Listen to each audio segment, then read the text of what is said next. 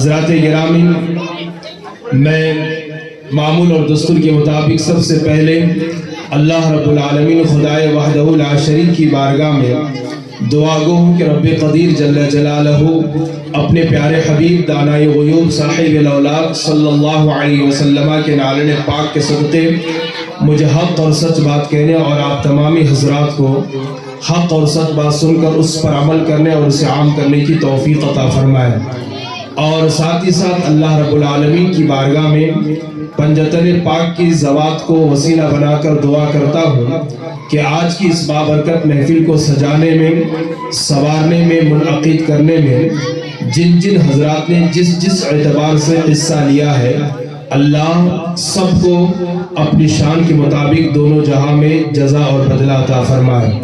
حضرات گرامی، یہ رضا ٹاؤن میں مکتب میں پڑھنے والے بچوں کا جلسہ ہے۔ الحمدللہ آپ نے بچوں کی تقریریں، بچوں کی نعت اور بچوں کی منقبت اور بچوں کی احادیث کو سماعت کیا۔ اللہ پاک ان تمام بچوں کے عمر میں، علم و عمل میں بے پناہ خیر و برکت عطا فرمائے۔ اللہ پاک دنیا میں، مستقبل میں ان کو بہترین کامیاب انسان بن کر اپنی زندگی گزارنے کے اللہ انہیں توفیق عطا فرمائے۔ حضرات گرامی، آج کا یہ جو جلسہ ہے یہ جشن تکمیل قرآن ناظرہ اور جشن غوث الورا کانفرنس کے حوالے سے منعقد کیا گیا ہے۔ میں ان دونوں کے حوالے سے چند معروضات آپ کے گوش گزار کرنے کی کوشش کروں گا۔ میں مدرسے کے بچوں سے گزارش کرتا ہوں کہ بات چیت نہ کریں، شور و گل نہ کریں، تھوڑی دیر کے لیے مجھے برداشت کرنے کی کوشش کریں۔ عزیزان ملت اسلامیہ، دنیا میں جب بھی گناہ پھیلتا، دنیا میں جب بھی سرکشی پھیلتی، دنیا میں جب بھی اللہ کے قانون کو توڑا جاتا، ہر دور میں، ہر زمانے میں، ہر عصر اور ہر قرن میں انسانوں کو سیدھے راستے پر چلانے کے لیے، انسانوں کو رب کی بارگاہ سے قریب کرنے کے لیے، انسانوں کو جنت کا مسافر بنانے کے لیے انبیاء کرام تشریف لاتے ہیں۔ چنانچہ کسی دور میں خدا کے بندوں کو خدا کی بارگاہ سے قریب کرنے کے لیے جناب نوح نجی اللہ تشریف لاتے ہیں۔ کسی دور میں خدا کے بندوں کو خشیت ربانی کا پیکر بنانے کے لیے ابراہیم خلیل اللہ جلوگر ہوتے ہیں۔ کسی دور میں موسیٰ کلیم تشریف لاتے ہیں، کسی دور میں عیسیٰ روح اللہ تشریف لاتے ہیں، اور پھر اخیر میں خاتم الانبیاء بن کر، سید الانبیاء بن کر، امام الانبیاء بن کر ہمارے اور آپ کے، زمین و آسمان کے، چاند و سورج کے، شمس و قمر کے، جن و بشر کے، بلکہ ساری کائنات کے آقا و مولا حضور تاجدار مدینہ صلی اللہ تعالی علیہ وسلم دنیا کے اس اسٹیج پر جلوگر ہوتے ہیں۔ اب قرآن بھی کہتا ہے ہمارے نبی آخری نبی ہیں، حدیث بھی کہتی ہے، مصطفیٰ جان رحمت نے فرمایا انا خاتم النبیین لا نبی بعدی او کما قال، میں اللہ کا آخری نبی ہوں، اب میرے بعد کوئی نبی نہیں آئے گا، میرے بعد اب کوئی رسول نہیں آئے گا۔ اب سوال یہ پیدا ہوتا ہے، دنیا میں جب بھی لوگ گناہوں کے سمندر میں ڈوبتے، دنیا میں جب بھی لوگ خدا کی بارگاہ سے دور جاتے، دنیا میں جب بھی تہذیب اور تمدن کی وادی میں جنگل کا قانون نافذ ہوتا، اللہ اکبر، ان کو گناہ سے بچانے کے لیے، برائیوں سے بچانے کے لیے انبیاء کرام تشریف لاتے، پیغمبران اعظام جلوگر ہوتے۔ اب ہمارے نبی کے بعد کوئی نبی تو نہ آئے گا، کوئی رسول تو جلوگر نہ ہوگا، اب لوگوں کو برائیوں سے کون بچائے، لوگوں کو بد کرداری سے کون بچائے، لوگوں کو جنت کا مسافر کون بنائے، لوگوں کو خشیت ربانی کا پیکر کون بنائے؟ تو علماء فرماتے ہیں اب کوئی نبی تو نہ آئے گا، کوئی رسول تو جلوگر نہ ہوگا، لیکن ہر دور میں، ہر زمانے میں، ہر عصر اور ہر قرن میں وارثین انبیاء آتے رہیں گے، علماء پیدا ہوتے رہیں گے، اللہ کے اولیاء آتے رہیں گے، اور اللہ کے بندوں کو اللہ کی بارگاہ سے قریب کرتے رہیں گے، دین کا کام کرتے رہیں گے۔ آپ اندازہ فرمائیں ان اولیاء کرام میں جناب صدیق اکبر بھی ہیں، فاروق اعظم بھی ہیں، عثمان عثمان غنی بھی ہیں, مولائے کائنات بھی ہیں, سعد ابن ابی وقاص بھی ہیں, سعید ابن زید بھی ہیں, حضرت زبیر ابن عوام بھی ہیں. ان اولیاء کرام میں حضرت امام حسن بھی ہیں, امام حسین بھی ہیں, امام اعظم بھی ہیں, امام شافعی بھی ہیں, امام مالک بھی ہیں, امام احمد ابن حنبل بھی ہیں. ان اولیاء کرام میں وقت کا کوئی غوث اعظم ہے, کوئی خواجہ اعظم ہے, کوئی نظام اعظم ہے, کوئی اللہ اکبر مجدد اعظم ہے. المختصر یہ ہر دور میں علماء آتے رہیں گے, اللہ کے بندوں کو اللہ کی بارگاہ سے قریب کرتے رہیں گے. اچھی طریقے سے یاد رکھیں, انبیاء کرام کے بعد تبلیغ اسلام کی ذمہ داری ان اولیاء کے حوالے کر دی گئی جن کے بارے میں قرآن واضح لفظوں میں یوں کہتا ہے, اللہ ان اولیاء اللہ لا خوف علیہم ولا هم يحزنون الذین آمنوا وکانوا یتقون. قرآن کہتا ہے اے لوگوں, جو اللہ کے اولیاء ہوتے ہیں, جو اللہ کے برگزیدہ بندے ہوتے ہیں, نہ تو انہیں کسی چیز کا خوف ہوتا ہے اور نہ ہی کسی چیز کا غم ہوتا ہے. آگے اللہ کہتا ہے الذین آمنوا وکانوا یتقون, اللہ کے ولیوں کی پہچان یہ ہے وہ اللہ سے ڈرنے والے ہوتے ہیں, متقی اور پرہیزگار ہوتے ہیں. اللہ اکبر. کئی قرآن کریم اولیاء کی شان یوں بیان کرتا ہے, ان الذین آمنوا وعملوا الصالحات سیجعل. اللہ کے اولیاء ہوتے ہیں, اللہ اکبر, اللہ تبارک و تعالی ان کی محبت کو لوگوں کے دلوں میں پیدا فرما دیتا ہے. اب آپ اندازہ فرمائیں, غوث اعظم کو ہم نے دیکھا نہیں ہے, غریب نواز کو ہم نے دیکھا نہیں ہے, امام احمد رضا کو ہم نے دیکھا نہیں ہے, مگر اللہ کی عزت کی قسم جب بھی غوث پاک کا نام آتا ہے ہمارا ایمان تازہ ہو جاتا ہے, سینہ چوڑا ہو جاتا ہے. آج بھی کئی سو سال کے بعد ہم غوث پاک کی 11ویں کرتے ہیں, غریب نواز کی 6ٹی کرتے ہیں. آخر وجہ کیا ہے؟ ہم نے تو ان کو دیکھا نہیں, ہمارے باپ داداؤں نے دیکھا نہیں. او رضا ٹاؤن کے باغیور سنی مسلمانوں, دل کھول کر کے دل کے کانوں سے سنو, تو محبت کرو یا نہ کرو, قرآن میں میرے رب نے فرمایا کہ جو اللہ کا ہو جاتا ہے اللہ اس کی محبت کو لوگوں کے دلوں میں پیدا فرما دیتا ہے. اللہ اکبر. آج بڑی معذرت کے ساتھ عرض کروں, آج ہماری سوچ بدلتی جا رہی ہے, فکر بدلتی جا رہی ہے. ہم نے کیا دیکھا, جس کے کپڑے اچھے ہیں ہم نے اسے اللہ کا ولی مان لیا, جس کے انگلیاں میں انگوٹھیاں موجود ہیں ہم نے اسے اللہ کا ولی تسلیم کر لیا, جس کے داڑھی کے بال ناف تک کے لمبے ہیں ہم نے اسے اللہ کا محبوب تصور کر لیا. اللہ اللہ. جس کے سر کے بال کمر تک کے لمبے ہو ہم نے اسے اللہ کا ولی تصور کر لیا. اے مسلمانوں, قرآن سے کیوں نہیں پوچھتے, اے قرآن ذرا تو بتا ولی کی پہچان کیا ہے, ولی کی شناخت کیا ہے, ولی کی تعریف کیا ہے؟ تو قرآن واضح لفظوں میں کہتا ہے ان اولیاءہ الا المتقون. ارے جو رنگ برنگے کپڑے پہنے وہ اللہ کا ولی نہیں ہے, وہ ولی ہونے کی پہچان نہیں ہے. جس کے داڑھی کے بال ناف تک کے لمبے ہو یہ ولی ہونے کی پہچان نہیں ہے, بلکہ قرآن کہتا ہے جو اللہ سے ڈرتا ہے اور خشیت ربانی کا پیکر ہوتا ہے وہی حقیقت میں اللہ کا ولی ہوتا ہے. آپ ذرا سوچو اور اندازہ لگاؤ, کئی بات دور نہ نکل جائے.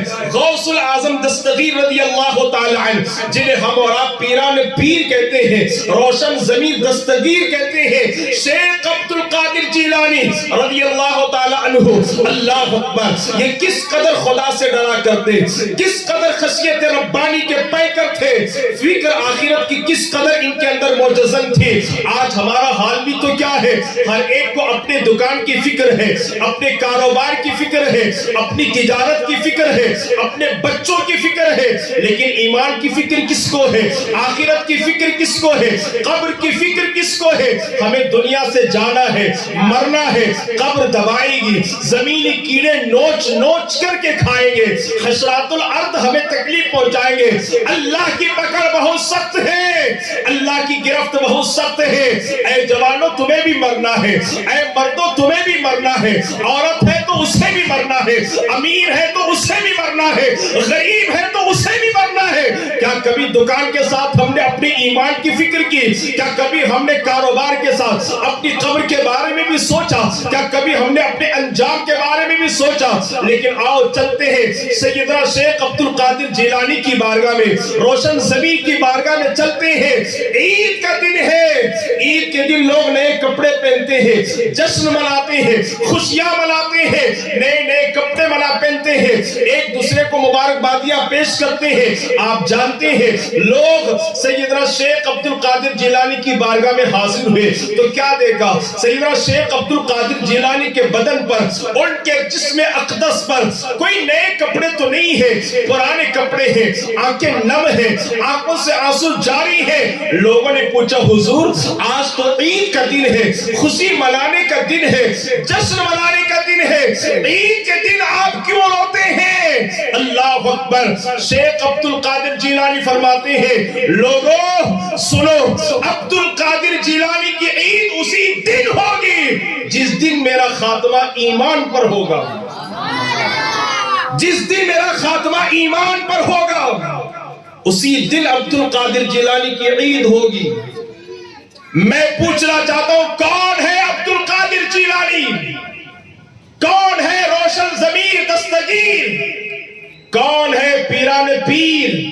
کون ہے غوث الثقلین رضی اللہ تعالی عنہ؟ میرا امام، وقت کا امام کہتا ہے شکر کے جوش میں جو ہے وہ تجھے کیا جانے، خضر کے ہوش سے پوچھے کوئی رتبہ تیرا۔ شکر ولایت کی ایک قسم ہے۔ اللہ اکبر۔ جب آدمی اس اسٹیج پر پہنچ جاتا ہے اسے اپنی خود کی پرواہ نہیں ہوتی۔ اعلیٰ حضرت کہتے ہیں اے شکر کے جوش میں جو ہے وہ تجھے کیا جانے، خضر کے ہوش سے پوچھے کوئی رتبہ تیرا۔ میرا امام کہتا ہے ارے غوث اعظم کا مقام اور مرتبہ پوچھنا ہے تو ان سے نہ پوچھو۔ اللہ اکبر۔ اگر پوچھنا ہے تو جناب خضر سے پوچھو۔ یہ جناب خضر کون ہے؟ بعض کہتے ہیں یہ اللہ کے نبی ہیں، بعض کہتے ہیں یہ اللہ کے ولی ہیں، یہ جو بھی ہیں سب ان کو مانتے ہیں، سب ان کی فضیلت پر متفق ہیں۔ جناب خضر سے پوچھو کہ غوث اعظم کا مقام کیا ہے۔ غوث اعظم کا مقام جناب خضر سے پوچھا گیا۔ جناب خضر کہتے ہیں ارے سنو، رسول اللہ سے پہلے جتنے انبیاء تشریف لائے ان انبیاء کی امت میں عبد القادر جیلانی جیسا کوئی ولی پیدا نہیں ہوا، اور حضور کی امت میں قیامت تک کے امام مہدی تک کے غوث الاعظم جیسا کوئی دوسرا ولی پیدا ہو نہیں سکتا۔ وہ غوث الاعظم دستگیر ہے، انہیں ایمان کی فکر ہو، ان کے اندر آخرت کا تصور ہو۔ آج رضا ٹاؤن کے مسلمانوں کیا ہمیں ایمان کی فکر نہیں ہے؟ کیا ہمیں آخرت کی فکر نہیں ہے؟ کون کہاں مرتا، کس حال میں مرتا، کس پوزیشن میں مرتا، اس کی کوئی گارنٹی نہیں ہے۔ یہ کوئی ضروری نہیں ہے کہ 50 سال تک آپ نماز پڑھتے رہے، چہرے پر داڑھی بھی سجا لیں، 10 مرتبہ عمرہ کر لیں، 25 مرتبہ حج کر لیں، اس بات کی کوئی گارنٹی نہیں ہے کہ ایمان پر موت آئے، کوئی اسلام پر مرے۔ میرے نبی نے فرمایا خاتمہ، انجام، میں آپ کی توجہ چاہوں گا، کوئی گارنٹی نہیں کون کس حال میں مرتا۔ بمبئی کی بات میں آپ کو بتاؤں، یہاں خواتین اسلام میں بیٹھی ہیں، بمبئی کی سرزمین پر ایک خاتون کا انتقال ہوا ٹی وی دیکھتے دیکھتے، فلم دیکھتے دیکھتے اس خاتون کا، اس عورت کا انتقال ہوا، اور محلے میں بات جنگل کے آگ کی طرح پھیل گئی کہ فلاں بنت فلاں کا انتقال ٹی وی دیکھتے دیکھتے، فلم دیکھتے دیکھتے ہوا۔ محلے کے 80% لوگوں نے اس کی جنازے کی نماز نہیں پڑھی۔ کون کب مرے گا، کہاں مرے گا، کس حال میں مرے گا، کوئی گارنٹی نہیں۔ آج ہمارے نوجوانوں کو اپنی طاقت پر، اپنے حسن و جمال پر، اپنی دولت پر، اپنی شہرت اور اپنی کرسی پر بڑا فخر ہے، بڑا ناز ہے۔ ارے دولت تو میرے پاس ہے، بڑوں سے تعلقات میرے ہیں، کون کیا میرا کر لے گا؟ یاد رکھے نا، جب اللہ کی پکڑ آتی ہے، گرفت آتی ہے، دنیا کی کوئی طاقت بچا نہیں سکتی۔ دہروار کی بات میں آپ کو بتاؤں، ایک 17 سے 18 سال کا چھوٹا سا بچہ، اچانک برے بچوں کی سنگت اسے مل گئی، برے بچوں کے ساتھ اٹھنا بیٹھنا اس کا ہونے لگا۔ 18 سال کا بچہ، باپ امیر تھا۔ آج یہاں بہت سارے ماں باپ بیٹھے ہیں، یہ بچوں کا جلسہ ہے، بہت سارے ماں باپ کو بڑی معذرت کے ساتھ میں غلط کہوں تو آپ مجھے بول سکتے ہیں اسٹیج پر، ماں باپ کو بچوں کی فکر نہیں ہے، میرا بیٹا کہاں جاتا ہے، کیا کھاتا ہے، کن سے دوستی کرتا ہے، کن سے بات کرتا ہے، موبائل میں کیا دیکھتا ہے، ماں باپ کو اس کی فکر نہیں ہے۔ بری سنگت کی بنیاد پر، بری صحبت کی بنیاد پر بچے کتنا تباہ اور برباد ہوتے ہیں۔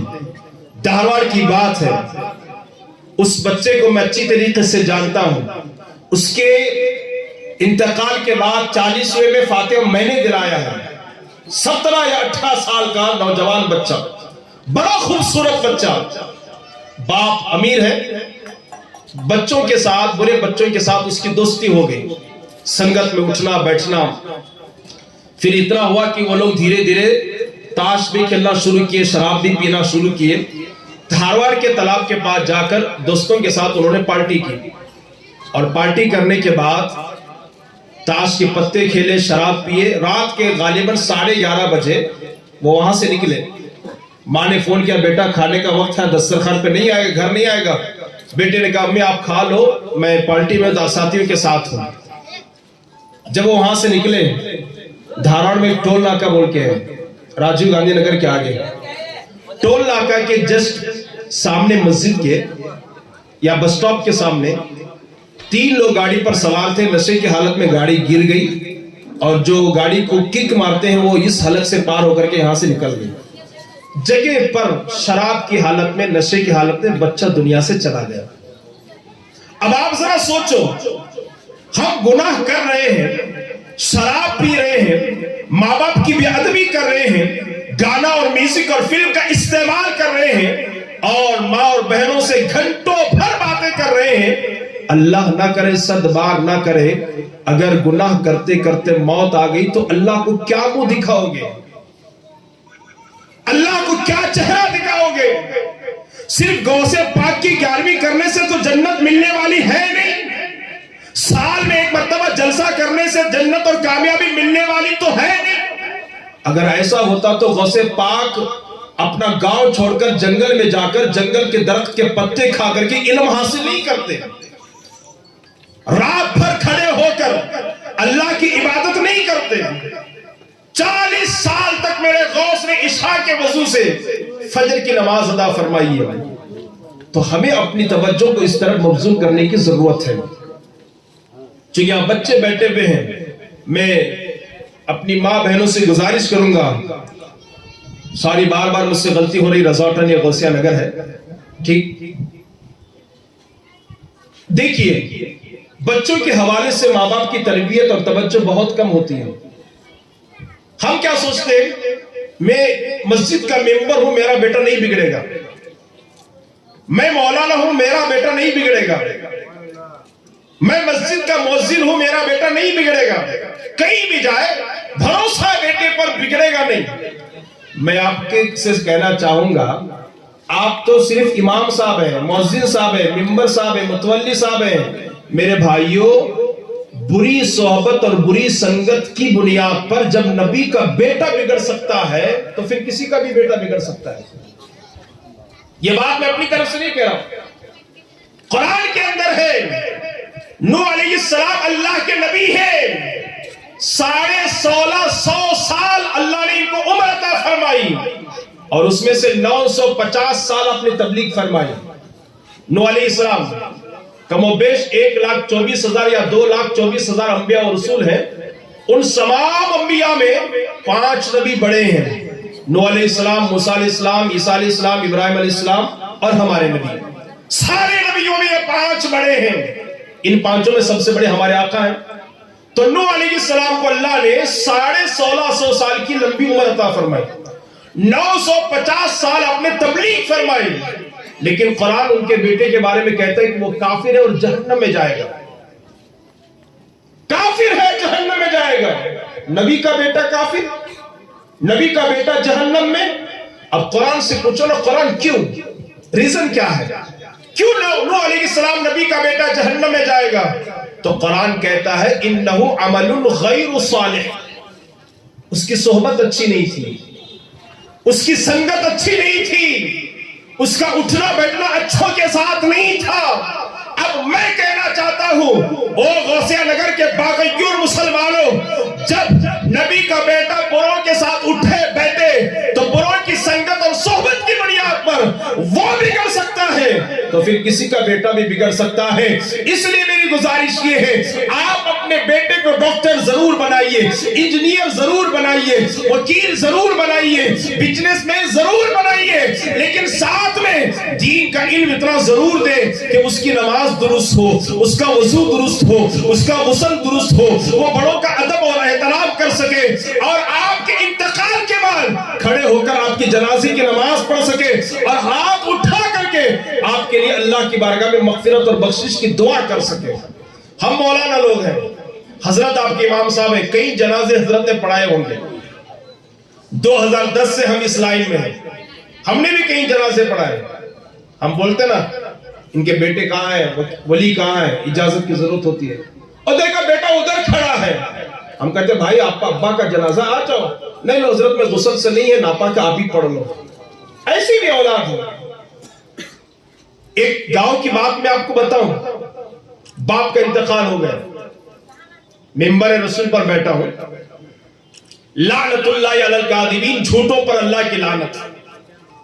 एक बाप था, इंतकाल हो गया, 4 या 5 बच्चे थे, गुस्ल दिया गया, बाप को कफन पहनाया गया, और जब जनाजा उठाने की बात आई, एक बेटा आगे बढ़कर कहता है कि बाप का जनाजा उसी वक्त उठेगा जब दौलत का बंटवारा हो जाए।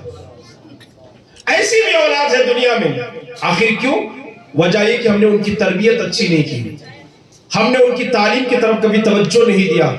मैं तमाम माँ और बहनों से गुजारिश करता हूं कि आप तवज्जो दें तालीम की तरफ, कुरान की तरफ। हमने देखा है कि माँ सुबह सवेरे उठती है, अपने बच्चे को नहलाती है, अच्छे कपड़े पहनाती है, नाश्ता तैयार करती है, बनाकर संवार कर सजाकर स्कूल और ट्यूशन भेजती है। मदरसे की बात आई तो कभी भेजा कभी नहीं भेजा, कभी बच्चे गए कभी नहीं गए, कोई तवज्जो नहीं है। और मैं यहां पर दलील के साथ कहता हूं, दुनिया में इन मदरसे के बच्चों का जो मकाम और जो मर्तबा है, पूरी दुनिया में किसी का वो मकाम नहीं है। आप जानते, मेरे नबी ने फरमाया, मदरसे के बच्चे जब जमीन पर चलते हैं, अल्लाह के मासूम फरिश्ते उनके कदमों के नीचे अपने पैरों को बिछा देते हैं। ये फजीलत हमारे लिए नहीं है।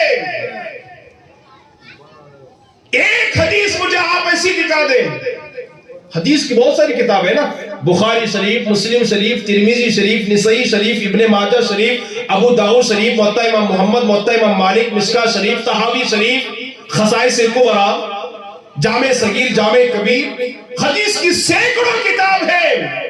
एक हदीस मुझे दिखा दो, चैलेंज करके जा रहा हूं गौसिया नगर में, यही मस्तान सोफे में रहता हूं, एक हदीस दिखा दो जिसमें मेरे मुस्तफा करीम ने फरमाया हो, जब कोई डॉक्टर कब्रिस्तान से गुजरता है तो अल्लाह अज़ाब कब्र को उठा लेता है। जब कोई पुलिस या वकील या मस्जिद का मिंबर और मुतवल्ली कब्रिस्तान से गुजरता है तो अल्लाह कब्र से अज़ाब को उठा लेता है। मगर गुलाम रब्बानी आपको कई हदीसें बता सकता है, जब एक आलिम बाअमल कब्रिस्तान से गुजरता है तो अल्लाह 40 रोज के लिए अज़ाब कब्र को उठा लेता है। मैं ये नहीं कह रहा कि डॉक्टर ना बनाइए, इंजीनियर ना बनाइए, जरूर बनाइए, बनाना भी चाहिए, पैसा कमाना भी चाहिए, लेकिन इतनी तालीम दीन की जरूर दे कि आपका बच्चा, हमारा बच्चा हराम और हलाल के दरमियान तमीज कर सके। यही गौसे आजम का पैगाम था। आज बड़ी माजरत के साथ ये बच्चों की तरबियत ना होने का नतीजा है कि बच्चों में बड़ों का अदब नहीं है, बड़ों का अदब नहीं है। ये छोटे छोटे बच्चे माँ को जो मिलता है बोल देते हैं, बाप को जो मिलता है कह देते हैं, भाइयों की बेअदबी करते हैं, बहनों की इज्जत को पामाल करते हैं, और फिर थोड़े से और बड़े हो गए तो मोहल्ले में कोहराम मचा देते हैं। वजह सबसे बड़ी तरबियत का फुकदान, अदब नहीं है। نہ کتاب اللہ کا ادب، نہ مسجد کا ادب، نہ کعبۃ اللہ کا ادب، لیکن غوث پاک کا ادب کیا تھا؟ غوث پاک کی بارگاہ میں خراج عقیدت مجھ سے کہا گیا کہ دونوں چیزوں کو ملا کر کے میں آپ کے سامنے پیش کروں۔ غوث پاک کا ادب کیا تھا؟ کیا ادب تھا؟ غوث پاک کا بچپنا ہے، توجہ چاہوں گا حضرات کی، غوث پاک کا بچپنا ہے، مدرسے میں پڑھ رہے غوث پاک، غالباً یہ جو چھوٹے بچے ہیں اتنی ان کی عمر رہی ہوگی، اچانک بغداد میں اعلان ہوا کہ فلاں مسجد میں ایک بہت بڑے عالم دین بزرگ آئے ہوئے ہیں۔ تو غوث پاک نے اپنے ساتھیوں سے فرمایا کہ چلو جا کر کے مل کر کے آتے ہیں۔ فار ایگزامپل اگر ہمارے ہبلی میں کہیں بہت بڑے عالم آ جائیں درگاہ کی مسجد میں تو دوستاں بات کرتے ہیں، دوست بات کرتے ہیں آپس میں، چلو ملاقات کر کے آتے ہیں۔ اسی طرح غوث پاک نے اپنے ساتھیوں سے فرمایا سنا ہے کہ بہت بڑے کوئی شیخ آئے اللہ والے ہیں، چلو مل کر کے آتے ہیں۔ تو 3 لوگ تیار ہوئے، ایک غوث پاک اور 2 ساتھی اور۔ تو راستہ چلتے چلتے ایک ساتھی نے کہا اس عالم سے میں ایسا سوال کروں گا کہ وہ عالم جو ہے شرمندہ ہو جائیں گے، میرے سوال کا جواب نہ دے سکیں گے۔ دوسرے ساتھی نے کہا ہاں میں بھی ایسی سوال کروں گا کہ وہ لاجواب ہو جائیں گے۔ تو غوث الاعظم دستگیر کی جب باری آئی تو آپ نے فرمایا میری کیا حیثیت، میری کیا اوقات کہ میں ان سے سلام کروں گا، بس جاؤں گا دیدار کروں گا، مصافحہ کر کے دعائیں لے کر کے آ جاؤں گا۔ ادب۔ اور وہ واقعی اللہ والے تھے۔ یہ تینوں پہنچے اس بزرگ کی بارگاہ میں، ابھی اس بزرگ کی بارگاہ میں بیٹھے یا کھڑے تھے، بزرگ نے فرمایا کم بخت تو مجھ سے ایسا سوال کرنے والا تھا کہ میں شرمندہ ہو جاؤں اور میری عزت چلی جائے، تیرے سوال کا جواب نہ دے سکوں۔ سن تیرا سوال یہ ہے اور اس کا جواب یہ ہے۔ اس اللہ والے نے سوال بھی بتا دیا اور جواب بھی بتایا، اور پھر فرمایا تو نے ایک اللہ والے کی شان میں گستاخی کی ہے، اللہ والے کو ناراض کیا ہے، ان کی بے ادبی کی ہے، اس لیے میں کیا دیکھ رہا ہوں، جب تو مرے گا تو کافر ہو کر کے مرے گا، عیسائی ہو کر کے مرے گا۔ اللہ اکبر کبیرہ۔ دوسرے سے فرمایا تو بھی مجھ سے سوال کرنے والا تھا ایسا سوال کہ میں تیرے سوال کا جواب نہ دے سکوں؟ سن تیرا سوال یہ ہے اور اس کا جواب یہ ہے، اور تو نے بھی ایک بڑے کی گستاخی کی ہے اللہ والے کی، اور تیری گستاخی اس سے تھوڑی سی ہلکی ہے، اس لیے میں کیا دیکھ رہا ہوں کہ جب تو مرے گا دیندار ہو کر کے نہیں، دنیا دار ہو کر کے مرے گا۔ اور جب پیران پیر کی باری آئی، روشن ضمیر دستگیر کی باری آئی، شیخ عبد القادر جیلانی کے چہرے پر نظر ڈال کر کے فرماتے ہیں او عبد القادر جیلانی تم نے کوئی بھی ادبی نہیں کی ہے، ادب بجا لایا ہے۔ میں کیا دیکھ رہا ہوں، ایک زمانہ آئے گا بغداد کی سرزمین ہوگی اور بغداد کی جامع مسجد ہوگی، اس کے منبر پر کھڑے ہو کر تو اعلان کرے گا میرا یہ قدم ہر ولی کی گردن پر ہے، تو دنیا کے سارے اولیاء تیرے لیے اپنے گردن کو جھکا دیں گے، اپنی گردن کو جھکا دیں گے، اپنی گردن کو جھکا دیں گے، اپنی گردن کو جھکا دیں گے۔ اور وہ آپ جانتے ہیں پھر یہ دونوں تینوں واپس چلے گئے، مدرسے میں پڑھنے لگے۔ پڑھتے پڑھتے ایسا نہیں ہے کہ اللہ والوں کی انہوں نے توہین کی ہے تو عالم نہیں بنے۔ آج ہمارے لوگ بھی بہت توہین کرتے ہیں، درگاہوں کی ہو، عالموں کی ہو، اماموں کی ہو، مؤذنوں کی ہو، دیندار لوگوں کی ہو، مذاق بہت اڑاتے ہیں، اور پھر بھی کیا کرتے ہیں، دیکھو میں نے عالم کی توہین کی پھر بھی دنیا میرے پاس آئے، میں نے مسجد کے سامنے ڈی جے لگا کو ناچا، دنیا پھر بھی میرے پاس۔ آج درگاہوں پہ جاتے ہیں لوگ ذرا گانا استعمال کرتے ہیں، میوزک استعمال کرتے ہیں، بدنظیر کرتے ہیں، کیا نہیں کرتے ہیں، بہت کچھ کرتے ہیں، اور سمجھتے ہیں کہ دیکھو سب کچھ کرنے کے بعد بھی دنیا میرے پاس ہے، لوگ میرے پاس ہے۔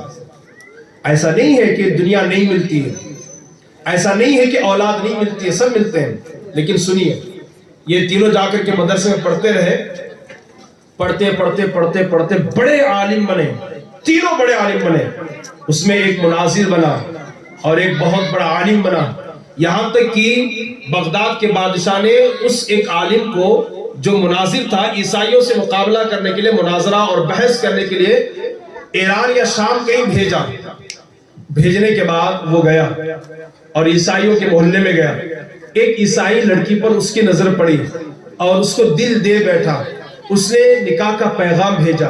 بھیجنے کے بعد عیسائی لڑکی نے کہا دیکھو آپ کا دین الگ ہے، میرا دین الگ ہے، ایسا ممکن نہ ہوگا کہ میں تمہاری بیوی بنوں اور تم سے نکاح کروں، اگر تم چاہتے ہو کہ میں تمہاری بیوی بن کر زندگی گزاروں تو ایک کام کرو، آپ اپنا دین چھوڑ کر کے میرے دین میں داخل ہو جاؤ۔ سیرت کی کتابوں میں لکھا ہے کہ اس نے اپنا دین چھوڑ دیا، عیسائی بن گیا۔ وہ زمانہ بھی آیا کہ خنزیر اور سور کو اپنے کندھوں پر اٹھا کر کے ان کو چراتا تھا۔ اس بزرگ کی بد دعا، دل آزاری، بے ادبی نے اس کو تباہ کر دیا۔ اور پھر دوسرے کے لیے جو بد دعا کی تھی، جس نے بے ادبی کی تھی، وہ بڑا بادشاہ کا جناب وزیر بنا، اور وزیر بن کر کے دنیا میں اتنا کھو گیا، اتنا کھو گیا، اتنا کھو گیا۔ آج ہم لوگ بھی دنیا میں کھوئے ہوئے نا، فکر نہیں ہے، اذان ہو رہی ہے۔ اب یہیں دیکھ لیں نا، مجھے آپ دوسری بار بلائیں نہ بلائیں، اس کی کوئی مجھے جو نا وہ ضرورت نہیں ہے۔ گوسہ نگر میں دیکھ لیں نا، میں نے تو سنا تھا کہ سارا جو نا وہ مسلم علاقہ ہے، تقریباً مسلم رہتے ہیں، اور کتنے لوگ ہیں دیکھ لیجئے، یہ حال ہے ہمارا۔ کتنے لوگ ہیں محفل رسول میں؟ یہاں اگر ناٹک ہوتا نا، یہاں اگر کوئی گانے کا یا ڈی جے کا کوئی ڈانس ہوتا نا، تو پھر ادھر بھی پیر رکھنے کی جگہ نہیں ہوتی۔ مسلمان ہیں ہم، یہ حالات ہے ہمارے۔ آج ہمارا حال بھی وہی ہے، اذان ہو رہی ہے کوئی پرواہ نہیں، نماز ہو رہی ہے کوئی پرواہ نہیں، جمعہ میں حضرت کے خطاب ہو رہا ہے کوئی پرواہ نہیں، جمعہ کا خطبہ ہو رہا ہے کوئی پرواہ نہیں۔ میں آپ سے گزارش کرتا ہوں، یہ دنیا کے دلدل سے اور گناہوں کے دلدل سے نکل جائیے، ورنہ یاد رکھیے آج وقت ہے کہ اللہ کو ہم منوا لیں، پھر موقع نہیں ملے گا کہ اللہ کو منوا لیں۔ ایک بیچ میں یہاں پر بات عرض کروں، ایک بزرگ تھے، وہ بازار میں کھڑے ہو کر کے رو رہے تھے۔ آپ نے دیکھا ہوگا نا شاہ بازار میں لوگ کتنے رہتے ہیں، وہ شاہ بازار میں کھڑے ہو کر کے رو رہے تھے، ایگزامپل بہت رو رہے تھے، زار قطار رو رہے تھے۔ کسی نے پوچھا بابا آپ یہاں کیوں روتے ہیں؟ کہا یہ جو بازار میں مشغول ہے نا، دنیا داری میں، دکانداری میں، تجارت میں، بزنس میں، اللہ سے ان کی دوستی کرانے کے لیے آیا ہوں، صلح کرانے کے لیے آیا ہوں۔ تو پوچھنے والے نے پوچھا بابا کیا بات ہو گئی ان کی اور اللہ کی، دوستی ہو گئی؟ تو بزرگ نے بڑا پیارا جواب دیا، کہا وہ تو دوستی کرنے کے لیے تیار ہے، پر یہ تیار نہیں ہے۔ یہ کہتے کہ صرف دنیا، صرف دکان، صرف مال، صرف بچے، اولاد، جائیداد، صرف اسی میں ہے۔ اللہ سے دوستی کرنے کے لیے لوگ تیار نہیں۔ کچھ ہفتوں یا مہینے کے بعد وہی بزرگ قبرستان میں کھڑے ہو کے رو رہے تھے اور زار قطار رو رہے تھے۔ پھر کسی نے پوچھا بابا بازار میں رو رہے تھے، یہ تو سمجھ میں آ رہی، یہاں کیوں روتے ہیں؟ کہا ان مردوں کی اللہ سے صلح کرانے کے لیے آیا ہوں، ان مردوں کی اللہ سے دوستی کرانے کے لیے آیا ہوں۔ کہا کیا بات ہو گئی؟ کہا اب یہ ماننے کے لیے تیار ہے پر وہ صلح کرنے کے لیے تیار نہیں ہے۔ اس لیے مسلمانوں، کوئی گارنٹی نہیں کہ داڑھی کے اور سر کے بال سفید ہونے کے بعد تمہیں موت آئے گی، کبھی بھی مر سکتے ہو، کبھی بھی موت آ سکتی ہے۔ یہاں سے زندہ اٹھ کر کے جاؤ گے یا نہیں جاؤ گے اس کی کوئی گارنٹی نہیں ہے۔ دنیا داری کریں، دکان کریں، تجارت کریں، بزنس کریں، سب کریں، لیکن کچھ وقت تو اللہ کے لیے بھی نکالے نا۔ لوگ کہتے ہیں ہمارے پاس جو نا وہ اتنا مصروف ہے بزنس میں کہ ٹائم نہیں ملتا۔ اللہ نے لاک ڈاؤن کا ماحول پیدا کر کے اس کو بھی ختم کر دیا، 6 مہینے کئی دنوں تک دکان بند رہی، پھر بھی گھر چلتا رہا، لیکن 15 منٹ نماز کے لیے وقت نہیں نکال سکتے۔ تو وہ جو آدمی تھا وزیر بن کر کے مر گیا، دنیا سے چلا گیا، انتقال ہو گیا۔ لیکن غوث الاعظم دستگیر کی ایک باری جب آئی تو غوث الاعظم دستگیر بغداد کی جامع مسجد کے منبر پر کھڑے ہو کر کے اعلان کرتے ہیں کہ میرا ایک قدم ہر ولی کی گردن پر ہے۔ سارے اولیاء نے اپنی اپنی گردن کو جھکا دیا، بلکہ سارے اولیاء نے یہ مل کر کے کہا تھا یا کچھ اولیاء نے کہا تھا، او شیخ عبد القادر جیلانی آپ کا قدم صرف ہماری گردن پر نہیں ہے، بلکہ یہ دل، یہ جگر ہے، یہ آنکھیں، یہ سر ہے، جہاں چاہو رکھو قدم غوث اعظم۔ یہ شان غوث اعظم کو ادب کی بنیاد پر، وہ اتنے اللہ والے ہو کر کے ادب کرے۔ کیا ہمیں بڑوں کے ادب کی ضرورت نہیں ہے؟ کیا ہمیں قرآن کے ادب کی ضرورت نہیں ہے؟ ادب سکھائیں اپنے بچوں کو، تربیت کریں اپنے بچوں کی، تعلیم کی طرف توجہ دیں اپنے بچوں کی، ورنہ یاد رکھیں یہ ہمارے لیے دنیا میں بھی یہ نقصان کا ذریعہ بنیں گے اور آخرت میں بھی جہنم میں جانے کا ذریعہ بنیں گے۔ میری گزارش ہے کہ بچوں کی تعلیم، ان کی تربیت کی طرف خصوصی توجہ دیں۔ سیدنا شیخ عبد القادر جیلانی ان کی ذات محتاج تعارف نہیں ہے، اللہ پاک نے بڑا رتبہ انہیں عطا فرمایا، بڑا مقام اللہ نے انہیں عطا فرمایا، بلکہ میں آپ کو کہوں ان کے عظمت کو اجاگر کرتے ہوئے اعلیٰ حضرت عظیم البرکت یوں لب کشا ہوتے ہیں، یوں فرماتے ہیں، واہ کیا مرتبہ اے غوث ہے بالا تیرا، واہ کیا مرتبہ اے غوث ہے بالا تیرا، اونچے اونچوں کے سروں سے ہے قدم آلہ تیرا، سر بھلا کیا کوئی جانے کے ہے کیسا تیرا، اولیاء ملتے ہیں آگے وہ ہے تلوہ تیرا، کیا دبے جس پہ حمایت کا ہو پنجہ تیرا، شیر کو خطرے میں لاتا نہیں کتا تیرا، اور کہتے تجھ سے در سے سگ اور سگ سے ہے مجھ کو نسبت، میری گردن میں بھی ہے دور کا ڈورا تیرا، قسمیں دے دے کے کھلاتا ہے پلاتا ہے تجھے، پیارا اللہ تیرا چاہنے والا تیرا۔ حضرات گرامی اچھی طریقے سے یاد رکھیں، علم دین کی بڑی فضیلت ہے، علم دین کی بڑی فضیلت ہے، قرآن پاک کی بڑی فضیلت ہے۔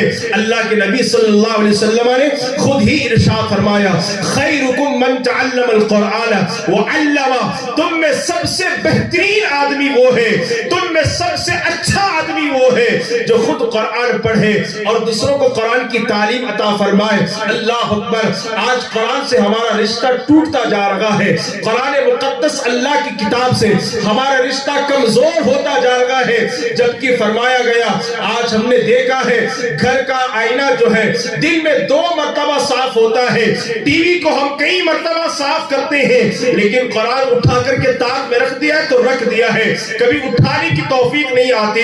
گھر کی اوپننگ ہے تو قرآن کی تلاوت، کسی کا انتقال ہو گیا تو قرآن پڑھا جاتا ہے، 9 دن فاتحہ میں چہلم میں قرآن کی تلاوت ہوتی ہے۔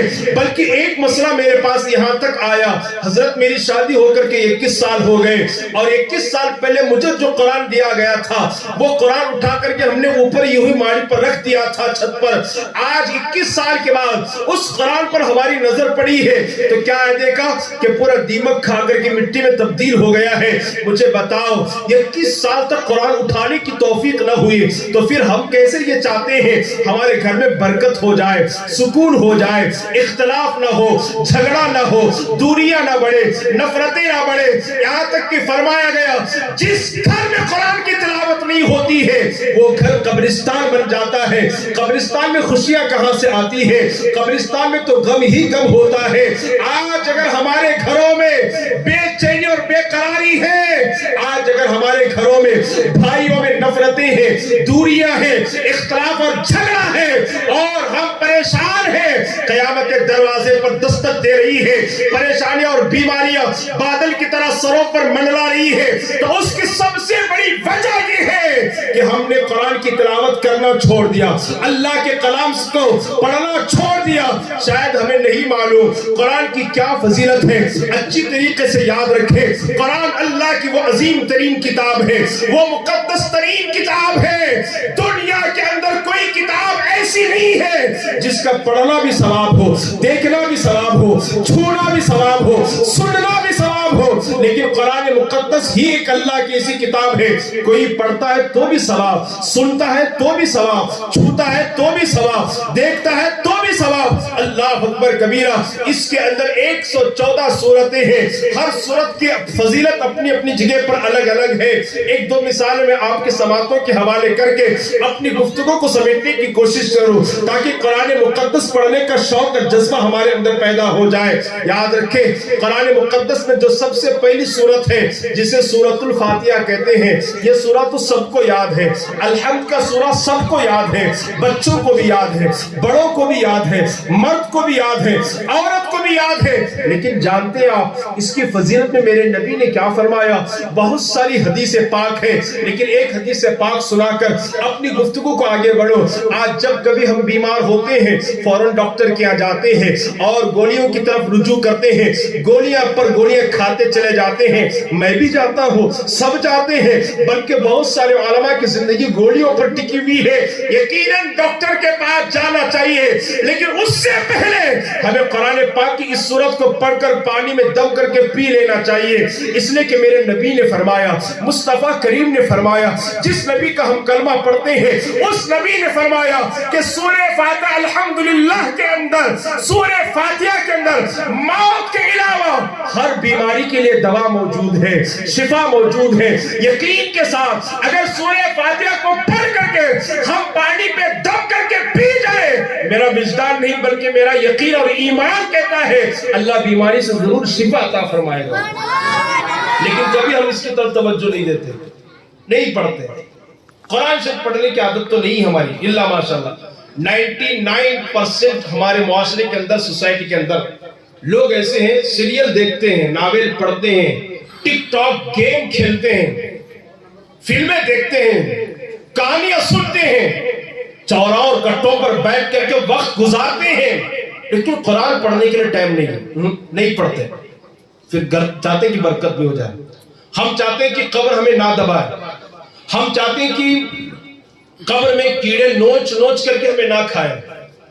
ذرا یاد رکھیں نا، گھر میں جب اندھیرا ہوتا ہے نا تو ڈر محسوس ہونے لگتا ہے۔ وہاں قبرستان میں چاروں طرف سے دیوار، اندھیرا، زمینی کیڑے، حشرات الارض، بڑے بڑے سانپ، بڑے بڑے بچھو زمین دبائے گی۔ میرے مصطفیٰ کریم نے فرمایا ادھر کی پھسلیاں ادھر، ادھر کی پھسلیاں ادھر ہو جائے گی۔ ہم چاہتے ہیں کہ یہ سب ہمارے ساتھ نہ ہو، پھر بھی ہم قرآن پڑھنے کے لیے تیار نہیں ہیں۔ قرآن میں ایک سورت ہے جسے سورہ ملک کہتے ہیں، 29ویں پارے میں ملفوظات اعلیٰ حضرت کے اندر بھی روایت موجود ہے اور احادیث کے اندر، کتابوں کے اندر بھی روایت موجود ہے۔ سورہ ملک، تبارک الذی بیدہ الملک، یہ جو سورہ پڑھتے ہیں فضیلت، میں اس لیے بتا رہا ہوں تاکہ سورتیں پڑھنے کا شوق اور جذبہ پیدا ہو۔ جب مردے کو قبر میں دفن کیا جاتا ہے، عذاب کے فرشتے اس کے پاس آتے ہیں تو یہ سورت آ کر کے آڑ بن جاتی، کہتے نہیں یہ مجھے پڑھتا تھا، اسے عذاب مت دو۔ فرشتے دوسری طرف سے آتے ہیں، یہ سورت آ کر کے پھر سامنے کھڑی ہو جاتی ہے، کہتی کہ نہیں یہ مجھے پڑھتا تھا، اسے عذاب مت دو۔ فرشتے کہتے ہیں عذاب کے وہ سورہ ہم اسی کے حکم سے آئے ہیں جس کا تو کلام ہے، اللہ کے حکم سے آئے ہوئے ہیں۔ کہا اللہ کا حکم ہے کہ اسے عذاب دیا جائے؟ کہا اللہ کا حکم ہے۔ تو وہ سورہ کہتی ہے فرشتوں رک جاؤ، میں ذرا آتی ہوں تھوڑی دیر میں۔ وہ سورت اللہ کی بارگاہ میں جاتی ہے اور پھر اعلیٰ حضرت عظیم البرکت نے فرمایا اللہ سے ایسا جھگڑتی ہے کہ پورے مخلوق میں اس طرح جھگڑنے کی طاقت پھر کسی کے اندر نہیں ہے، ایسا جھگڑتی ہے اللہ سے وہ سورت، اور کہتی مولا یہ مجھے پڑھتا تھا ہمیشہ، تو اسے عذاب دے گا، اسے سزا دے گا؟ اور جب مغفرت اور بخشش میں تاخیر ہوتی ہے تو وہ سورت کہتی ہے، اعلیٰ حضرت کہتے ہیں کہ سورت کہتے ہیں اللہ اگر میں تیرا کلام نہیں ہے نا تو مجھے اپنے قرآن سے نکال دے، یا تو اس کی مغفرت کر دے یا تو اس کی بخشش کر دے۔ وہ ناول پڑھنے والوں، گھنٹوں گھنٹہ ٹی وی کے سامنے بیٹھ کر ٹی وی کا گندا چینل دیکھنے والے میری ماں بہن اور بھائیوں، اور گھنٹوں گھنٹہ ٹک ٹاک گیم کھیلنے والے میرے نوجوان ساتھیوں، سنو اور کان کھول کر کے سنو، کیا تباہ کر رہے ہیں آپ اپنی زندگی کو، کیا دھوکہ دے رہے ہیں آپ اپنی زندگی کو، کیا کھلواڑ کر رہے ہیں آپ اپنی قبر اور اپنی آخرت کے ساتھ، کس طرح آپ جہنم کے دہتے ہوئے انگاروں کے سے اپنے آپ کو قریب کر رہے ہیں۔ سنیے وہ سورہ کہتے ہیں اللہ اگر میں تیرا کلام نہیں ہے تو مجھے نکال دے اپنی کتاب سے۔ اس کی حجت کو دیکھ کر سن کر اللہ کہتا ہے جا میں نے تیرے صدقے میں اس کو بخش دیا۔ اب وہ سورت میت کے پاس نہیں آتی، مردے کے پاس نہیں آتی۔ اعلیٰ حضرت ملفوظات اعلیٰ حضرت میں بیان فرمایا وہ سورت سورہ ملک سیدھا جنت میں جاتی ہے، ریشمی کپڑے لیتی ہے، تکیہ لیتی ہے، بستر لیتی ہے، عطر خوشبو لیتی ہے، پھر آتی ہے اور آ کر فرشتوں سے کہتی ہے فرشتوں جاؤ جاؤ جاؤ تم اپنا کام کرو، میں نے رب سے بات کر لیا، اللہ نے اسے معاف کر دیا ہے، اللہ نے اس کی مغفرت کر دی ہے۔ اب وہ فرشتے اللہ کے حکم سے واپس چلے جاتے ہیں اور پھر وہ سورت اس میت سے کہتی ہے مجھے آنے میں تاخیر ہو گئی، کہیں تجھے ڈر تو محسوس نہیں ہوا، کہیں تجھے خوف تو محسوس نہیں ہوا، اور سورت خود ہی بستر لگاتی ہے اس میت سے کہتی ہے اب تو قیامت تک کے لیے ہمیشہ کے لیے جو نا وہ سکون کی نیند سو جا۔ یہ کس کے لیے ہے؟ ٹی وی دیکھنے والوں کے لیے نہیں، ڈی جے لا کر کے ناچنے والوں کے لیے نہیں، ماں بہن بیٹیوں کی آبرو ریزی کرنے والوں کے لیے نہیں، ٹک ٹاک گیم کھیلنے والوں کے لیے نہیں، پب جی گیم کھیلنے والوں کے لیے نہیں۔ یہ فضیلت اور فضیلت صرف اس کے لیے ہے جو روزانہ سورہ ملک اپنے گھر میں تلاوت کرتا ہے۔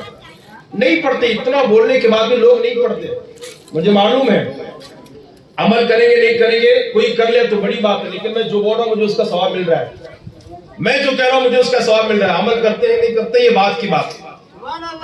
قرآن مقدس کے اندر ایک سورت اور بھی ہے، ایک سورت اور بھی ہے 27 اور 12 ہے، سورہ رحمان کے بعد سورہ واقعہ۔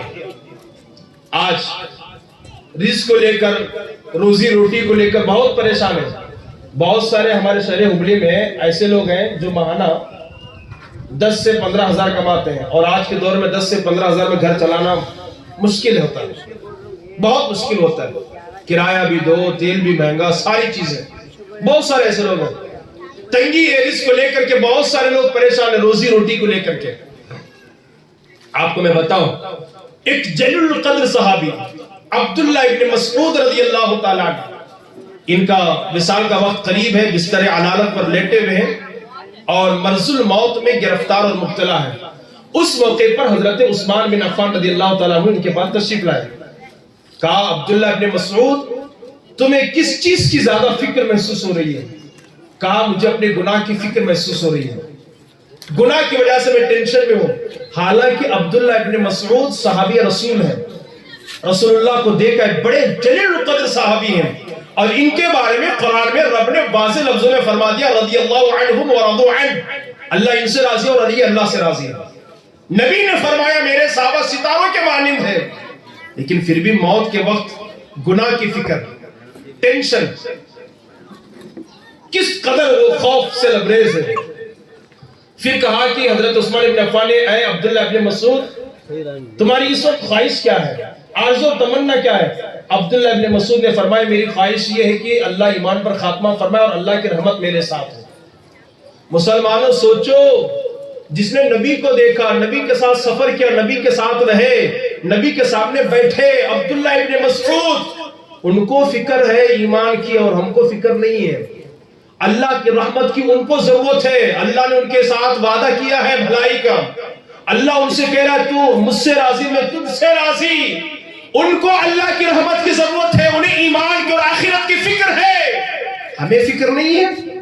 صبح سے لے کر کے رات تک گناہ کرنے والوں، گناہ کے دلدل میں پھنس جانے والوں، کیا ہمیں فکر نہیں ہے آخرت کی؟ عبداللہ ابن مسعود نے کہا کہ میری فکر یہ ہے، خواہش اور تمنا یہ ہے کہ ایمان پر خاتمہ ہو جائے اور اللہ کی رحمت میرے ساتھ ہو جائے۔ پھر حضرت عثمان بن عفان نے فرمایا اے عبداللہ ابن مسعود کیا کچھ پیسے میں تمہیں نہ دے دوں؟ عبداللہ ابن مسعود نے فرمایا مجھے پیسوں کی حاجت نہیں ہے، پیسوں کی مجھے ضرورت نہیں ہے۔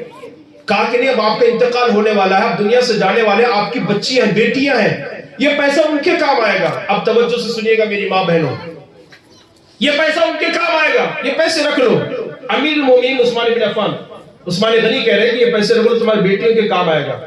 حضرت عبداللہ ابن مسعود نے فرمایا یہ پیسے میری بیٹیوں کو بھی اس کی حاجت نہیں ہے، میری بچیوں کو بھی پیسوں کی ضرورت نہیں ہے۔ کیوں؟ اس لیے کہ میں نے اپنے بچیوں کو سورہ واقعہ یاد کروا دیا ہے اور ان سے کہا ہے کہ روزانہ گھر میں رات میں سورہ واقعہ کو پڑھنا، اس لیے کہ میرے مصطفیٰ کریم نے فرمایا ہے جس گھر میں روزانہ رات میں سورہ واقعہ کی تلاوت ہوتی ہے اس گھر میں بے برکتی کبھی نہیں ہوتی، کبھی بھی فاقہ نہیں ہوتا اس گھر کے اندر۔ میں نے اپنے بچوں کو یہ سورہ یاد کروا دیا۔ ہم میں سے کتنے لوگوں کو سورہ واقعہ یاد ہے؟ سورہ واقعہ یاد نہیں، سورہ رحمان یاد نہیں، سورہ یاسین یاد نہیں، سورہ فاتحہ یاد نہیں، 4 قل صحیح سے ہمیں یاد نہیں۔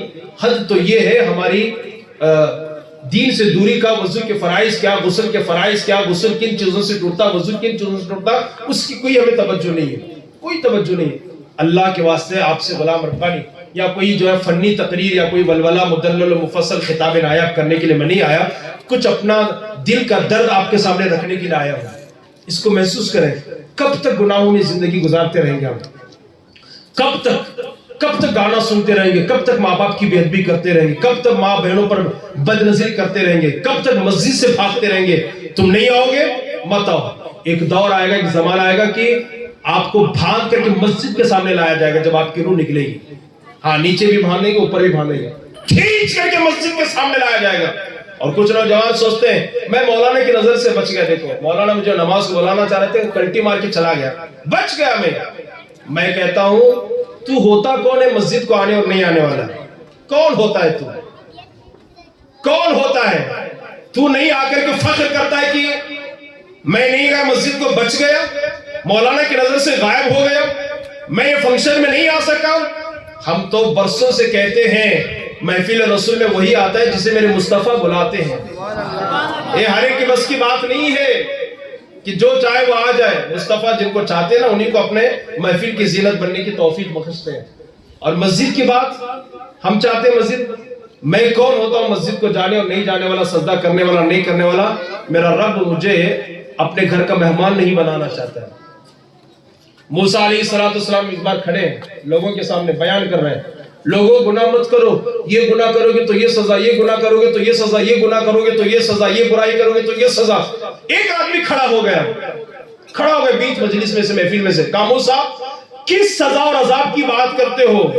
برسوں ہو گئے میں نے کبھی نماز نہیں پڑھی، کبھی سجدہ نہیں کیا، کبھی اچھا کام نہیں کیا. دیکھو دولت بڑھ رہی تو بڑھ رہی ہے، جانور بڑھ رہے تو بڑھ رہے، کاروبار بڑھ رہا ہے تو بڑھ رہا ہے، مال بڑھ رہا ہے تو بڑھ رہا ہے، اولاد بڑھ رہی تو بڑھ رہی ہے، کوئی عذاب نہیں، کوئی بیماری نہیں، کوئی سزا نہیں. موسیٰ علیہ السلام خاموش ہو گئے.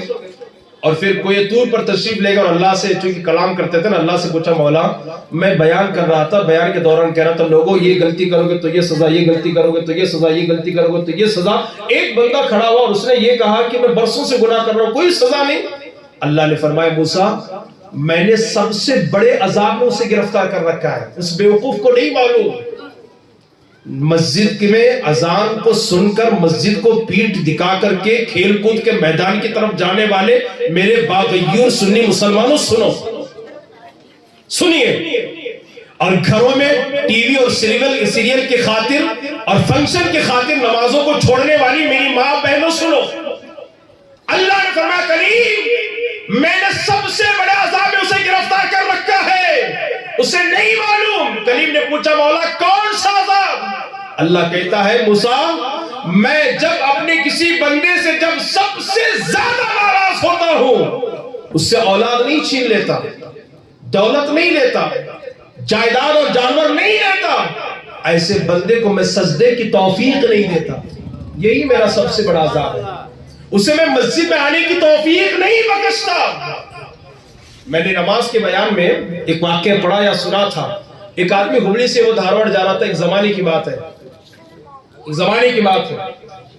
تو ایک سیٹ نے ایک غریب آدمی کو پکڑا، مزدوری کے لیے کہا بھئی یہ میرے چاول کا تھیلا ہے، میرا مال ہے، تمہیں دھارواڑ تک پہنچانا ہے. اس نے کہا بہت اچھی بات ہے لیکن مالک میری ایک شرط ہے. کہا کیا ہے؟ کہا جب جب نماز کا وقت ہو جائے گا تو میں سامان آپ کے حوالے کروں گا، پھر میں مسجد میں چلا جاؤں گا نماز پڑھنے کے لیے. کہا ٹھیک ہے اچھی بات ہے. وہ نکلا ہبلی سے، بحری کو درگاہ پہنچا، ظہر کا وقت ہوا. کہا مالک کے سامان آپ اپنے پاس رکھیں، میں نماز پڑھ کے آتا ہوں. میں سمجھانے کے لیے بول رہا ہوں یہ مثال. وہ ظہر نماز پڑھنے کے لیے اندر چلا گیا، نماز پڑھ کے آ گیا، پھر آگے اور چلا تو ٹول ناکہ آیا، عصر کا وقت ہوا. پھر کہا مالک سامان اپنے پاس رکھو، میں نماز پڑھنے جا رہا ہوں. مالک نے کہا ٹھیک ہے جاؤ پڑھ کے آ جاؤ. وہ عصر کی نماز پڑھا، جماعت کے ساتھ پڑھا، سارے مصلی باہر آ گئے. وہ کونے میں بیٹھ کر تسبیح پڑھ رہا ہے، سبحان اللہ سبحان اللہ، اللہ اکبر الحمدللہ، درود شریف پڑھ رہا ہے. کافی دیر ہو گئی. کافی دیر کے بعد مسجد کے باہر آیا. مالک کو غصہ آ گیا، سب سارے نمازی نماز پڑھ کے کافی دیر ہو گیا نکل کر کے، تجھے کس نے روکا تھا اندر؟ بڑا پیارا جواب دیا تھا اس نے، مالک جس خدا نے آپ کو اندر آنے سے روکا تھا نا، اسی خدا نے مجھے باہر آنے سے روکا تھا. اللہ جسے توفیق دیتا ہے وہی مسجد کو آتے اور نماز پڑھتے ہیں. ہم نے ان بچوں کے اندر یہ چیز پیدا کرنے کی کوشش نہیں کی بیٹا تو نماز نہیں پڑھے گا تو خدا ناراض ہو جائے گا. میری گزارش یہ ہے کہ ان کی تربیت، ان کی تعلیم کی طرف خصوصی توجہ دیں گے نا انشاءاللہ تعالی. اور یہاں چونکہ خواتین اسلام بھی ہے، خواتین اسلام بھی ہے، میں ایک دو باتیں ان کے حوالے سے بتا کر اپنی گفتگو ختم کر دوں. اس وقت جو نا ہمارے دیکھیے نا بہت سارے گناہ ہیں. کوئی گناہ ایسا نہیں ہے جس کو مسلمان نہیں کرتا ہو، کوئی گناہ ایسا نہیں ہے.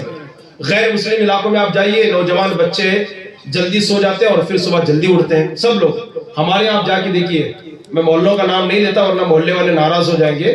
آپ جا کر کے دیکھیے رات کے 2 بجے کیا 2:30 بجے، کبھی میں بیان کر رہا ہوں نا 12 بج رہے ہیں، میں کبھی کبھی 2 بجے 2:30 بجے میں آتا ہوں پروگرام سے اور دیکھ رہا ہوں وہاں ایک گروپ بیٹھا ہے، وہاں ایک گروپ بیٹھا ہے، وہاں جماعت والوں کا گروپ بیٹھا ہے، یا نوجوان کمیٹی بیٹھی ہے، یا بچوں کا گروپ بیٹھا ہے. 2 بجے رات کے، اور اٹھے کتنے بجے؟ 11 بجے. اور پھر کاروبار کیا ہے؟ کوئی نہیں، منہ مار کے کھائیں گے. یہ سچویشن، میرے جملے تلخ لگ رہے ہیں لیکن معاف کیجیے، حقیقت یہی ہے.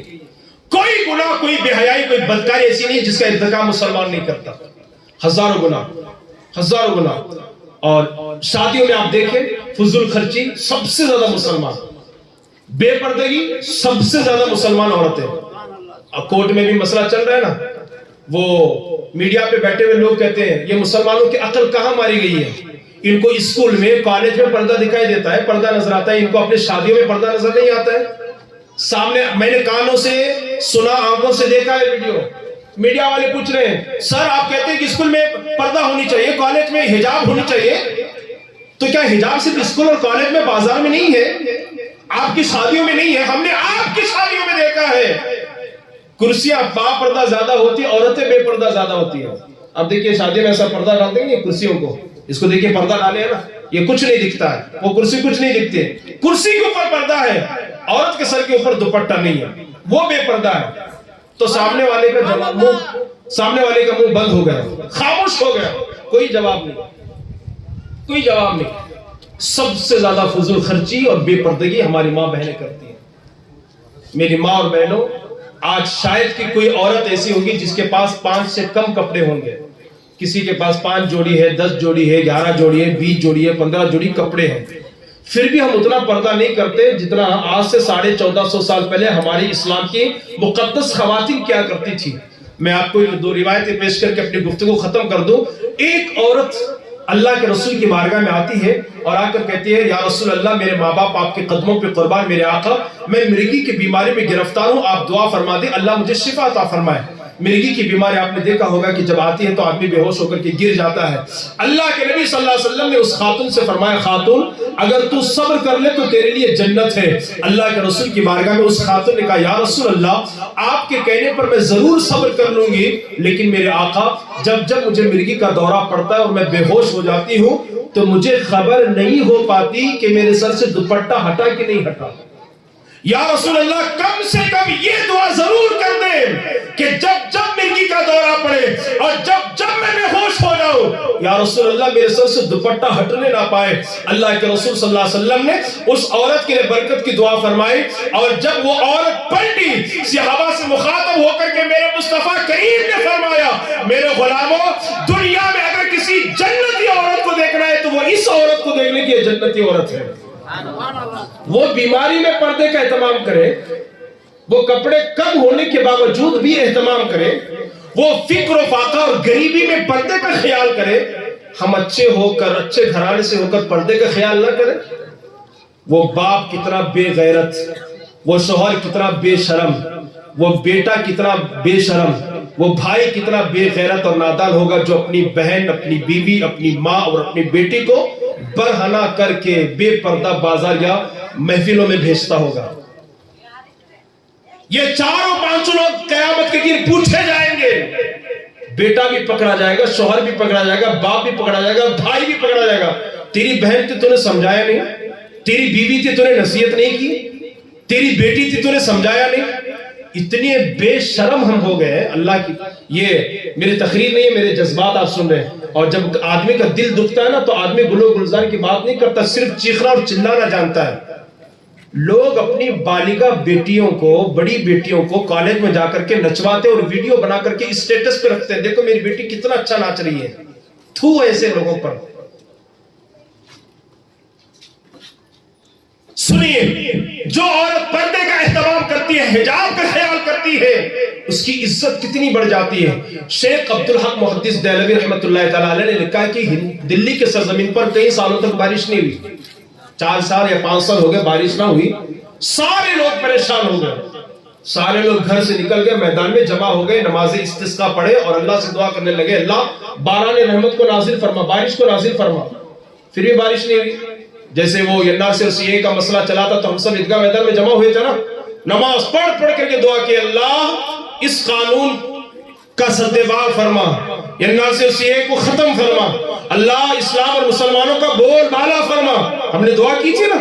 ایسے ہی جب بارش نہیں ہوئی تو دلی کے سرزمین پر سارے مسلمان میدان میں آئے، نماز پڑھ کر دعا کی، اللہ بارش نازل کر، اللہ باران رحمت کو اتار. پھر بھی بارش نہ ہوئی. شیخ عبدالحق محدث دہلوی لکھتے ہیں کہ لوگ محبوب الاولیاء نظام الدین کی بارگاہ میں گئے، کہا حضور آپ دعا کر دیں کہ اللہ بارش کو نازل فرمائے. نظام الدین اولیاء رحمت اللہ علیہ کیا کیے، گھر کے کوٹری میں گئے، ایک دوپٹہ اٹھایا، اس دوپٹے میں سے ایک دھاگا نکالا یا دوپٹہ لیا اور لے کر کے میدان میں آئے اور میدان میں رکھ کر کے کہتے، اے اللہ یہ دوپٹہ اس خاتون کے سر کا دوپٹہ ہے، میرے مولا جس کے سر کے بالوں کو یا جس کے چہرے کو آج تک کسی اجنبی مرد نے نہیں دیکھا، مولا میں اس کو وسیلہ بنا کر تیری بارگاہ میں دعا کرتا ہوں کہ باران رحمت کو نازل فرما. شیخ محقق شیخ عبدالحق محدث دہلوی لکھتے ہیں ابھی نظام الدین اولیاء کے ہاتھ نیچے آئے نہیں تھے کہ بارہ میں رحمت جماجم برسنے لگی اور دلی کی سرزمین پر اللہ کی رحمت کی بارش کا اللہ کی رحمت جو ہے وہ برسنے لگی۔ آپ ذرا سوچو اور اندازہ لگاؤ، اگر کوئی عورت پردے کا یہ خیال کرے تو اس کے دوپٹے کا یہ مقام ہے، تو خود اس عورت کا مقام کیا ہوگا؟ کیا ہوگا اس عورت کا مقام؟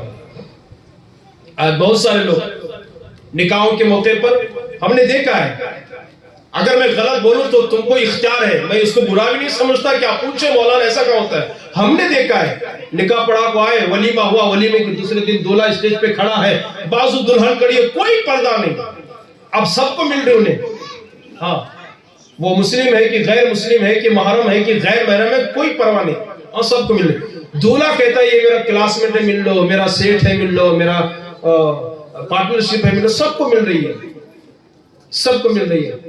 میری ماں بہنوں شاید ان کو یہ روایت اور حدیث نہیں معلوم، معراج کی رات ہے، اللہ کے رسول معراج پر تشریف لے جاتے ہیں، اللہ کے رسول صلی اللہ علیہ وسلم نے دیکھا عورتوں کی ایک جماعت ہے اور فرشتے آگ کی کینچی سے ان کی چمڑی کو چھل رہے ہیں، آگ کی کینچی سے ان کی جلد کو نکالا جا رہا ہے۔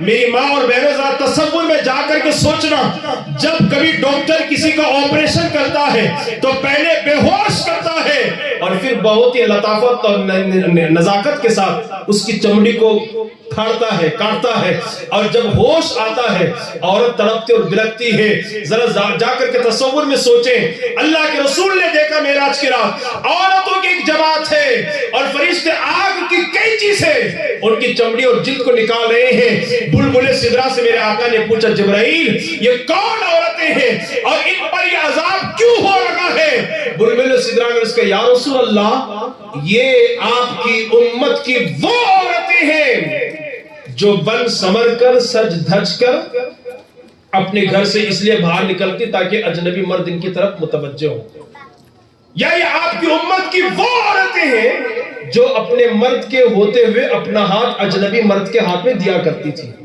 جس کی وجہ سے ان پر آج یہ عذاب مسلط کیا گیا ہے۔ میری ماں بہنوں آپ سے گزارش ہے، عورت کو عورت اسی لیے کہتے ہیں کہ عورت چھپانے کی چیز ہے۔ آپ اس غوث نگر میں ایک ایسا ماحول قائم کریں نا کہ پورے محلے والے کہیں کہ اگر پکے کنیزان فاطمہ کو دیکھنا ہے، غلامان مصطفیٰ کو دیکھنا ہے تو کہیں اور جانے کی ضرورت نہیں ہے، غوثیہ نگر میں چلے جاؤ۔ اور یہ 11ویں شریف کا مہینہ ہے، غوث پاک کی ذات سے نسبت ہے اس محلے کو۔ غوثیہ نگر والوں ایک ایسی سوسائٹی قائم کرو کہ پوری ہوبڑی والے یہ کہنے پر مجبور ہو کہ صحیح معنوں میں کنیزان فاطمہ اگر کہیں رہتے تو غوثیہ نگر میں رہتی ہے، غلامان مصطفیٰ کہیں رہتے ہیں تو غوثیہ نگر میں رہتے ہیں۔